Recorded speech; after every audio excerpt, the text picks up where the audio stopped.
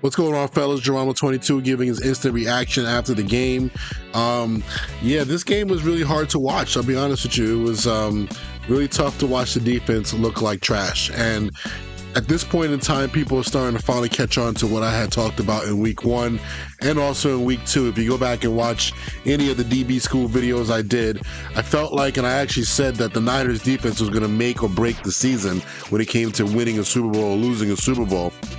And really, the problem is the scheme that I see that Steve Wilks is running. And with all due respect, he's running a little bit of an outdated scheme. It looks like he wants to play match defense, but yet still have vision on the quarterback. So it's kind of like he's playing basically in an in-between world, which is why the reaction of guys over the middle isn't there. I don't know. It's just hard to tell. I have to watch this game to see why there's so many wide open guys, but that only probably means that he was playing a lot of zone coverage. And then also before the Cowboys game, I actually talked about, in order for the Cowboys to win, they would just have to beat up on these corners, which aren't that good with the 49ers. And the last two teams have proved that. Niners getting man-to-man coverage, and every single Niners guy has lost to some sort of jump ball down the sideline to either guys on the Browns from last week, or now we're in a nice dome environment and you see some good players, marginal players, just catching balls on the Niners secondary. So that's a weakness. Now, I can kind of understand why Steve Wilks would want to play more zone if your corners aren't very good. That makes a lot of sense. But this is the NFL. You're going to get exposed at some point. Now, the offense is what I had said also in week 1 of the NFL season. It's the Kyle Shanahan offense. It looked really good when you had all the players on the field, but this is the NFL.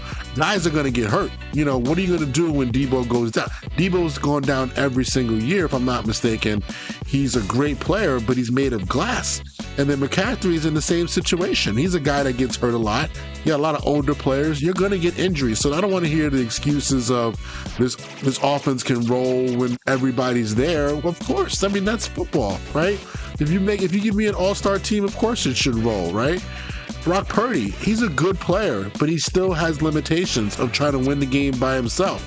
And also, his limitations have to come with Kyle, with just throwing all of these in-breaking routes. I mean, at some point, we're going to have to throw some out-breaking routes, and it can't just be a slant route. That doesn't count as an out-breaking route.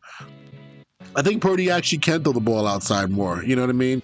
We saw some more back shoulder throws early in the year. We haven't seen that in a while. But, there's a lot of little things. But let's jump back onto the defense. I know everybody's going to pile on the defense. Again, if you go to, I'll put the link down below.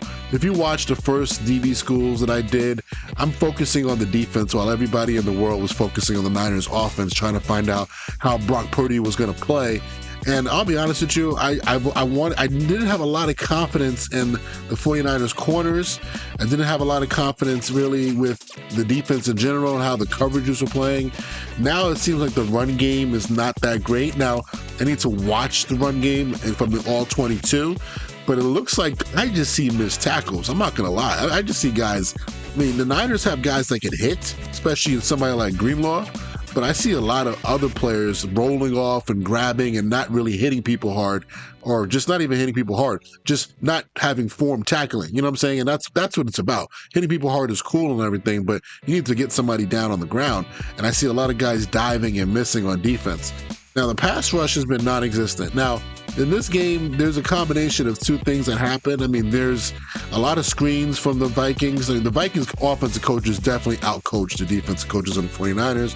But you saw a lot of screens, so that really obviously takes away the pass rush. And then you did see, Kirk Cousins sit in the pocket and take some, stand in there with balls of steel and throw some balls down the field. It almost seemed like he knew guys were going to be open. You know what I mean?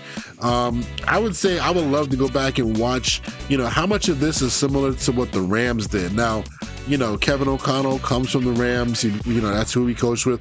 I coached with Kevin O'Connell, or I coached Kevin O'Connell when he was on the Jets. I wasn't his position coach, but I was a quality control coach, and we used to stand on the sideline.